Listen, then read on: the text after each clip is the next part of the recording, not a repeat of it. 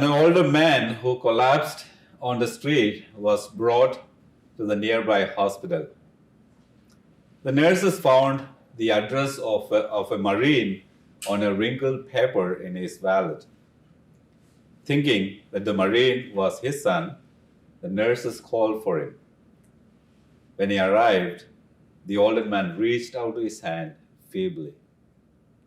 The Marine took them and held them tenderly for the next 4 hours until the older man died.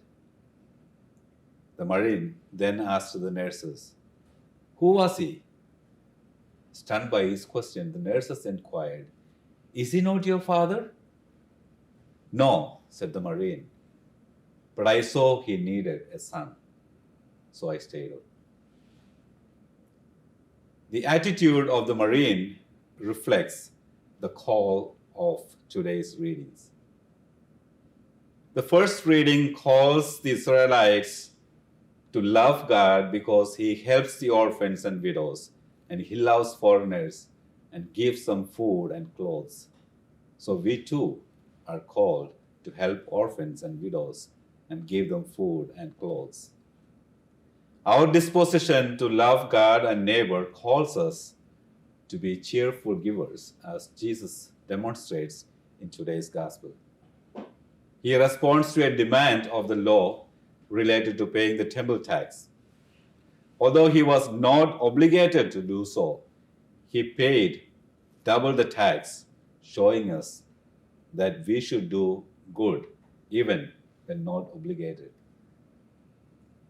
So both passages provide us proper perspective and remind us of our disposition to love God and our neighbors. They challenge us to search our souls to determine our attitude and disposition in giving matters. In his book, Thanks Be to God, Robert Rodenmeyer describes 3 kinds of giving: grudge giving, duty giving, and thanksgiving. Grudge giving occurs when people hate to give and cheat on their giving. Duty giving occurs when people give because they have to give rather than giving from their heart. Thanksgiving occurs when the giver is thankful and loves to give. So in giving, such people fulfill the law of love. When we love God, understand moral laws and obligations as guides to direct us to serve and give, they cease to be burdens imposed on us.